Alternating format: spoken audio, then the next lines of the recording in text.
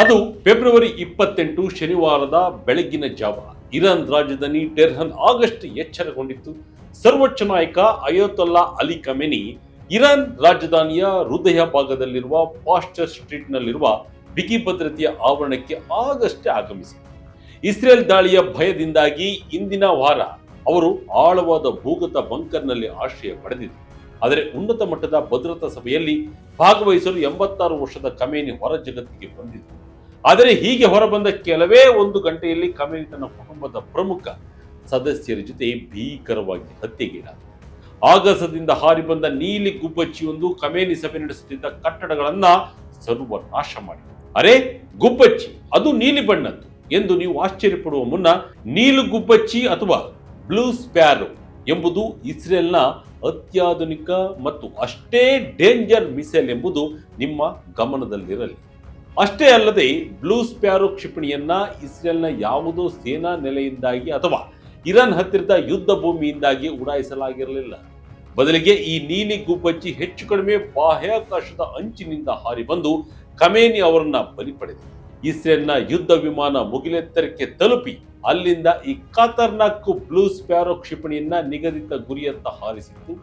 ಈ ಕ್ಷಿಪಣಿಗೆ ಖಮೇನಿ ಅವರ ಕುಟುಂಬದ ಸದಸ್ಯರೂ ಸೇರಿದಂತೆ ಇರಾನ್ನ ಡಜನ್ ಗಟ್ಟಲೆ ಉನ್ನತ ಅಧಿಕಾರಿಗಳು ಬಲಿಯಾದರು. ನೀಲಿ ಗುಬ್ಬಚ್ಚಿ ಎಷ್ಟು danger? Operation epic fury success. Israel ಅಧಿಕಾರಿಗಳು ತಮ್ಮ ಕಾರ್ಯಾಚರಣೆಯ ಬಗ್ಗೆ ಸಂಪೂರ್ಣ ಮಾಹಿತಿ ಹೊಂದಿರುವವರ ಪ್ರಕಾರ ಈ ಬ್ಲೂ ಸ್ಪ್ಯಾರೋ ಕ್ಷಿಪಣಿ ದಾಳಿಯು ಇರಾನ್ನ ಸರ್ವೋಚ್ಚ ನಾಯಕ ಅಯತೊಲ್ಲಾ ಅಲಿ ಖಮೇನಿ ಅವರನ್ನ ಹತ್ಯೆ ಮಾಡಲು ಮತ್ತು ಇಸ್ಲಾಮಿಕ್ ಗಣರಾಜ್ಯದ ಕಮಾಂಡ್ ರಚನೆಯನ್ನ ದುರ್ಬಲಗೊಳಿಸಲು ವಿನ್ಯಾಸಗೊಳಿಸಲಾದ ಇಸ್ರೇಲ್ ಅಮೆರಿಕ ಜಂಟಿ ದಾಳಿಯಾದ ಆಪರೇಷನ್ ಎಪಿಕ್ ಫ್ಯೂರಿಯ ಭಾಗವಾಗಿದೆ. ಈ ದಾಳಿಯು ತಿಂಗಳುಗಳ ಕಾಲ ಗುಪ್ತಚರ ಸಂಗ್ರಹಣೆ, ವರ್ಷಗಳ ಕಣ್ಗಾವಲು ಮತ್ತು ಖಮೇನಿಯ ಸ್ಥಳದ ಬಗ್ಗೆ ಪಡೆದುಕೊಂಡ ಹೊಸ ಮಾಹಿತಿಯ ಕೊನೆಯ ನಿಮಿಷದ ಹೊಂದಾಣಿಕೆಯನ್ನ ಸಂಯೋಜಿಸಿತ್ತು. ಬ್ಲೂ ಸ್ಪ್ಯಾರೋ ಕ್ಷಿಪಣಿ ಆಧುನಿಕ ಮಧ್ಯಪ್ರಾಚ್ಯ ಇತಿಹಾಸದ ಅತ್ಯಂತ ಪ್ರಮುಖ ವ್ಯಕ್ತಿಯ ಹತ್ಯಾ ಯೋಜನೆಯನ್ನ ಅತ್ಯಂತ ಕರಾರುವಕ್ಕಾಗಿ ಯಶಸ್ವಿಗೊಳಿಸಿದೆ. ಇಸ್ರೇಲ್ನಲ್ಲಿ ಉತ್ಪಾದಿಸಲಾದ ಈ ಕ್ಷಿಪಣಿ 1240 ಮೈಲಿಗಳು ಅಥವಾ 1995 ಕಿಲೋಮೀಟರ್ ವ್ಯಾಪ್ತಿಯನ್ನು ಹೊಂದಿದೆ. ಅನೇಕ ಸಾಂಪ್ರದಾಯಿಕ ಯುದ್ಧ ಸಾಮಗ್ರಿಗಳಿಗಿಂತ ಭಿನ್ನವಾಗಿ ಇದು ಅರೆ ಬ್ಯಾಲಿಸ್ಟಿಕ್ ಪಥವನ್ನು ಅನುಸರಿಸುತ್ತದೆ.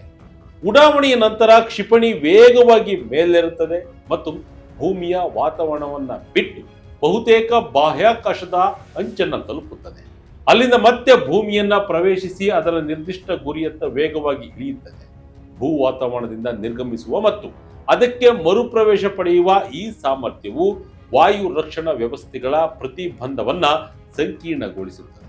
ಕಡಿದಾದ ಪಥವು ನೆಲದ ಮೇಲಿರುವವರ ಲಭ್ಯವಿರುವ ಪ್ರತಿಕ್ರಿಯೆ ಸಮಯವನ್ನು ಸಹ ಗಣನೀಯವಾಗಿ ಕಡಿಮೆ ಮಾಡುತ್ತದೆ. ಇರಾಕ್ನಲ್ಲಿ ಪತ್ತೆಯಾದ ಅವಶೇಷ. ಇಸ್ರೇಲ್ ಸ್ಪ್ಯಾರೋ ಸರಣಿ ವಿಶೇಷ. ಇನ್ನು ಬ್ಲೂ ಸ್ಪ್ಯಾರೋ ಕ್ಷಿಪಣಿಗೆ ಸೇರಿದ್ದೆಂದು ನಂಬಲಾದ ಅವಶೇಷಗಳು ಪಶ್ಚಿಮ ಇರಾಕ್ನಲ್ಲಿ ಪತ್ತೆಯಾಗಿವೆ. ಟೆಲಿಗ್ರಾಫ್ ವರದಿಯ ಪ್ರಕಾರ ಮರುಭೂಮಿ ಭೂ ಪ್ರದೇಶದಲ್ಲಿ ಹರಡಿರುವ ಉದ್ದವಾದ ಮತ್ತು ಬೂದು ಬಣ್ಣದ ಸಿಲಿಂಡರ್ ಆಕಾರದ ತುಣುಕುಗಳು ಖಮೇನಿ ಹತ್ಯೆಗೈದ ಬ್ಲೂ ಸ್ಪ್ಯಾರೋ ಕ್ಷಿಪಣಿಯ ಅವಶೇಷಗಳಾಗಿವೆ. ಬ್ಲೂ ಸ್ಪ್ಯಾರೋ ಇಸ್ರೇಲಿ ಕ್ಷಿಪಣಿ ಕುಟುಂಬದ ಭಾಗವಾಗಿದ್ದು ಇದರಲ್ಲಿ ಬ್ಲ್ಯಾಕ್ ಸ್ಪ್ಯಾರೋ ಮತ್ತು ಸಿಲ್ವರ್ ಸ್ಪ್ಯಾರೋ ಕ್ಷಿಪಣಿಗಳೂ ಸೇರಿವೆ. ಈ ಕ್ಷಿಪಣಿಗಳನ್ನ ಮೂಲತಃ ಸ್ಕಡ್ ಮಾದರಿಯ ಬ್ಯಾಲಿಸ್ಟಿಕ್ ಕ್ಷಿಪಣಿಗಳನ್ನ ಅನುಕರಿಸಲು ವಿನ್ಯಾಸಗೊಳಿಸಲಾಗಿತ್ತು. ಇದು 1991ರ ಪರ್ಷಿಯನ್ ಕೊಲ್ಲಿ ಯುದ್ಧದ ಸಮಯದಲ್ಲಿ ಇಸ್ರೇಲ್ ಮೇಲೆ ಇರಾನ್ ಹಾರಿಸಿದ ಕ್ಷಿಪಣಿಗಳ ಮಾದರಿಯಲ್ಲೇ ಇದೆ. ಸ್ಪ್ಯಾರೋ ಮಾದರಿಯ ಕ್ಷಿಪಣಿ ವ್ಯವಸ್ಥೆಯನ್ನ ಆರಂಭದಲ್ಲಿ ವಾಯು ರಕ್ಷಣಾ ವ್ಯವಸ್ಥೆಗಳನ್ನ ಪರೀಕ್ಷಿಸಲು ಗುರಿ ಕ್ಷಿಪಣಿಯಾಗಿ ಅಭಿವೃದ್ಧಿಪಡಿಸಲಾಗಿತ್ತು. ಆದಾಗ್ಯೂ ಕಾಲಾನಂತರದಲ್ಲಿ ಬ್ಲೂ ಸ್ಪ್ಯಾರೋವನ್ನ ಆಕ್ರಮಣಕಾರಿ ಗಾಳಿಯಿಂದ ಮೇಲ್ಮೈಗೆ ಆಯುಧವಾಗಿ ಇಸ್ರೇಲ್ ತನ್ನ ಅಸ್ತ್ರ ಬತ್ತಳಿಕೆಗೆ ಸೇರಿಕೊಂಡಿದೆ. ಈ ಕ್ಷಿಪಣಿ 6.5 ಮೀಟರ್ ಉದ್ದ ಮತ್ತು ಸುಮಾರು 1.9 ಟನ್ ತೂಕವಿದೆ. ಇದನ್ನ ಸಾಮಾನ್ಯವಾಗಿ ಇಸ್ರೇಲ್ F-15 ಜೆಟ್ಗಳು ಸೇರಿದಂತೆ ಇತರ ಯುದ್ಧ ವಿಮಾನಗಳಿಂದ ಉಡಾಯಿಸಲಾಗುತ್ತದೆ. ಇದರ ಬೂಸ್ಟರ್ ರಾಕೆಟ್ಗಳು ಕ್ಷಿಪಣಿಯನ್ನ ಆಗಸದ ಹೆಚ್ಚಿನ ಎತ್ತರಕ್ಕೆ ತಳ್ಳುತ್ತವೆ. ಈ ರಾಕೆಟ್ಗಳ ವೇಗ ಮತ್ತು ಪಥದಿಂದಾಗಿ ಸಶಸ್ತ್ರಗಳು ಪೈಲಟ್ಗಳನ್ನ ಗಮನಾರ್ಹ ಅಪಾಯಕ್ಕೆ ತಳ್ಳದೆ ಹೆಚ್ಚು ರಕ್ಷಿತ ಪರಿಸರದಲ್ಲಿ ಹೆಚ್ಚಿನ ಮೌಲ್ಯದ ಸೂಕ್ಷ್ಮ ಗುರಿಗಳನ್ನು ಹೊಡೆಯಲು ಅವಕಾಶವನ್ನ ಕಲ್ಪಿಸುತ್ತದೆ. ಖಮೇನಿ ಚಟುವಟಿಕೆ ಮೇಲೆ ನಿಗಾ. ಹತ್ಯೆ ಪ್ಲಾನ್ಗೆ ಬೇಕಾಯಿತು 2 ದಶಕ. 2 ದಶಕಗಳಿಗೂ ಹೆಚ್ಚು ಕಾಲ ಇಸ್ರೇಲ್ನ ಸಿಗ್ನಲ್ ಗುಪ್ತಚರ ಘಟಕವಾದ ಯೂನಿಟ್ 8200 ಇರಾನ್ ಸರ್ವೋಚ್ಚ ನಾಯಕ ಅಯತುಲ್ಲಾ ಅಲಿ ಖಮೇನಿ ಅವರ ಭದ್ರತಾ ಉಪಕರಣದ ಚಲನವಲನಗಳನ್ನ ಮೇಲ್ವಿಚಾರಣೆ ಮಾಡಿತ್ತು. ವರದಿಗಳ ಪ್ರಕಾರ ಘಟಕವು ಅಂಗರಕ್ಷಕರ ವೇಳಾಪಟ್ಟಿಗಳನ್ನ ಟ್ರ್ಯಾಕ್ ಮಾಡಿದ್ದಲ್ಲದೆ ಸಂವಹನಗಳನ್ನ ತಡೆಹಿಡಿದು ಕಾಂಪೌಂಡ್ ಬಳಿ ಇರುವ ಕಣ್ಗಾವಲು ಕ್ಯಾಮೆರಾಗಳನ್ನ ನಿಯಂತ್ರಿಸಿತು.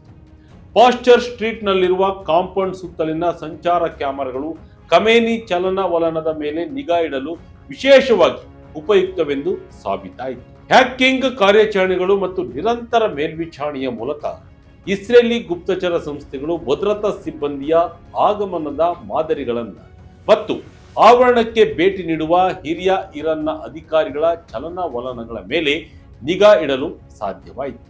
ಈ ಎಲ್ಲ ಗುಪ್ತಚರ ಮಾಹಿತಿಗಳನ್ನು ಸಂಗ್ರಹಿಸಿ ಟೆಲ್ ಅವೀವ್ನಲ್ಲಿರುವ ಕಮಾಂಡ್ ಕೇಂದ್ರಗಳಿಗೆ ರವಾನಿಸಲಾಯಿತು. ಖಮೇನಿ ಸಭೆ ನಡೆಸುತ್ತಿದ್ದ ಆವರಣದ ಚಟುವಟಿಕೆಯ ವಿವರವಾದ ಚಿತ್ರವನ್ನ ಪಡೆದುಕೊಂಡ ಇಸ್ರೇಲ್ ವಾಯುಸೇನೆ ತನ್ನ F-15 ಯುದ್ಧ ವಿಮಾನದ ಮೂಲಕ ಬ್ಲೂ ಸ್ಪ್ಯಾರೋ ಕ್ಷಿಪಣಿಯನ್ನ ನಭಕ್ಕೆ ಚಿಮ್ಮಿತು.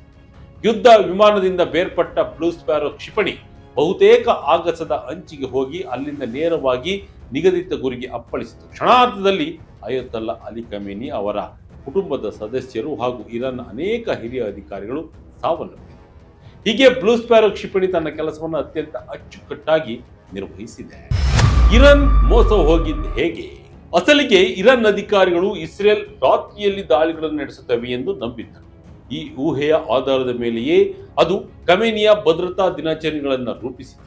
ಸಂಜೆಯ ಸಮಯದಲ್ಲಿ ಅವರನ್ನ ಭೂಗತ ಬಂಕರ್ನಲ್ಲಿ ಇರಿಸಿ ಬೆಳಗಿನ ಸಮಯದಲ್ಲಿ ಹೊರ ಜಗತ್ತಿಗೆ ಕರೆದುಕೊಂಡು ಬರಲಾಗ್ತದೆ.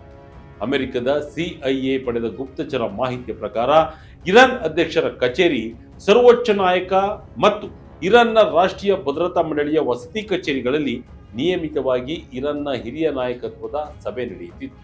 ಫೆಬ್ರವರಿ 28ರಂದು ಕೂಡ ಇಂತಹದ್ದೇ ಸಭೆಯನ್ನು ಆಯೋಜಿಸಿ ಅದಕ್ಕೆ ಖಮೇನಿಯನ್ನ ಆಹ್ವಾನಿಸಲಾಗಿತ್ತು. ಖಮೇನಿ ಅಲ್ಲಿರುವುದನ್ನು ಖಚಿತಪಡಿಸಿಕೊಂಡ ಬಳಿಕ ಅಮೆರಿಕದ ಅನುಮತಿಯೊಂದಿಗೆ ಇಸ್ರೇಲ್ ಬ್ಲೂ ಸ್ಪ್ಯಾರೋ ಕ್ಷಿಪಣಿ ಉಡಾವಣೆ ಮಾಡಿ ದಾಳಿ ಮಾಡಿತ್ತು. ನ್ಯೂಯಾರ್ಕ್ ಟೈಮ್ಸ್ ವರದಿ ಮಾಡಿರುವಂತೆ ಫೆಬ್ರವರಿ 28ರಂದು ನಡೆಯುವ ಸಭೆಯನ್ನ ಸ್ವತಃ ಖಮೇನಿ ಮುನ್ನಡೆಸುತ್ತಾರೆ ಎಂಬುದು CIAಗೆ ತಿಳಿದು ಬಂದಿದೆ.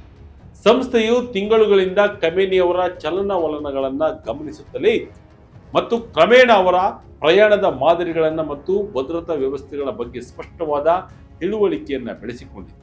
CIA ಯೋಜಿತ ಸಭೆಯನ್ನ ದೃಢಪಡಿಸಿದಾಗ ಆ ಮಾಹಿತಿಯನ್ನ ಇಸ್ರೇಲ್ಗೆ ರವಾನಿಸಲಾಯಿತು. ಕೂಡಲೇ ಕಾರ್ಯಪ್ರವೃತ್ತರಾದ ಇಸ್ರೇಲ್ ತನ್ನ ನೀಲಿ ಗುಬ್ಬಚ್ಚಿಯನ್ನ ಆಗಸದ ಅಂಚಿಗೆ ಹಾರಿಸಿ ಈ ನಿಖರ ದಾಳಿಯಲ್ಲಿ ಇಸ್ಲಾಮಿಕ್ ರೆವಲ್ಯೂಷನರಿ ಗಾರ್ಡ್ ಕ್ರಾಪ್ಸ್ ಮತ್ತು commander in chief Mohammad Pour, Iran ರಕ್ಷಣಾ ಸಚಿವ ಅಜೀಜ್ ನಾಸಿಜಾದೆ, ಮಿಲಿಟರಿ ಕೌನ್ಸಿಲ್ ಮುಖ್ಯಸ್ಥ ಅಡ್ಮಿರಲ್ ಅಲಿ ಶಮ್ಖಾನಿ ಮತ್ತು IRGC ಏರೋಸ್ಪೇಸ್ ಫೋರ್ಸ್ನ ಕಮಾಂಡರ್ ಸೈಯದ್ ಮಜೀದ್ ಮಾಸವಿ ಕೂಡ ಸೇರಿದಂತೆ ಹಲವು ಹಿರಿಯ ರಕ್ಷಣಾ ಅಧಿಕಾರಿಗಳು ಅಸುನೀಗಿದರು. ಇರಾನ್ ಬೆನ್ನೆಲುಬು ಮುರಿದ ಇಸ್ರೇಲ್, ಅಘಾತದಿಂದ ಹೊರಬಂತ ಇರಾನ್. ಹೀಗೆ ಅಮೆರಿಕದ ಗುಪ್ತಚರ ಸಹಾಯದೊಂದಿಗೆ ಅಯತುಲ್ಲಾ ಅಲಿ ಖಮೇನಿ ಅವರ ಹತ್ಯೆ ಯೋಜನೆಯನ್ನ ಯಶಸ್ವಿಗೊಳಿಸಿದ ಇಸ್ರೇಲ್ ಇರಾನ್ನ ಬೆನ್ನೆಲುಬನ್ನೇ ಮುರಿದಿದೆ. ಇರಾನ್ ತನ್ನ ಸರ್ವೋಚ್ಚ ನಾಯಕನನ್ನ ಕಳೆದುಕೊಂಡು ಅಕ್ಷರಶಃ ಅನಾಥವಾಗಿದೆ. ಆದರೆ ಅದು ಮಧ್ಯಪ್ರಾಚ್ಯದಲ್ಲಿರುವ ಅಮೆರಿಕನ್ ಸೇನಾ ನೆಲೆಗಳನ್ನ ಗುರಿಯಾಗಿಸಿಕೊಂಡು ಪ್ರತೀಕಾರದ ದಾಳಿಗಳನ್ನ ನಡೆಸುತ್ತಿದೆ. ಆದಾಗ್ಯೂ ಇರಾನ್ಗೆ ಈ ಆಘಾತದಿಂದ ಹೊರಬರಲು ದಶಕಗಳಷ್ಟು ಸಮಯವೇ ಬೇಕು ಎಂದು ಅನೇಕ ರಾಜಕೀಯ ವಿಶ್ಲೇಷಕರು ಅಂದಾಜಿಸಿದ್ದಾರೆ. ಒಟ್ಟಿನಲ್ಲಿ ಇಸ್ರೇಲ್ನ ಘಾತುಕ ಕ್ಷಿಪಣಿ ಒಂದು ಇರಾನ್ ಸರ್ವೋಚ್ಚ ನಾಯಕ ಅಯತುಲ್ಲಾ ಅಲಿ ಖಮೇನಿ ಅವರನ್ನ ಬಲಿ ಪಡೆದಿದೆ. ಇಸ್ರೇಲ್ ತನ್ನ ಶಸ್ತ್ರ ಭಂಡಾರದಲ್ಲಿ ಬೇರೆ ಯಾವುದೆಲ್ಲ ವಿನಾಶಕಾರಿ ಆಯುಧಗಳನ್ನು ಹೊಂದಿದೆ ಎಂಬುದು ಇನ್ನೂ ನಿಗೂಢವಾಗಿದೆ. ಇದಾಗಿತ್ತು ಈ ಕ್ಷಣದ ಇಂಟ್ರೆಸ್ಟಿಂಗ್ ಸ್ಟೋರಿ. ಇದೇ ರೀತಿಯ ಸ್ಟೋರಿಗಾಗಿ Vijaya Kanaka website, YouTube page, Facebook page follow ಮಾಡ್ತಾ ಇರಿ. ಧನ್ಯವಾದಗಳು.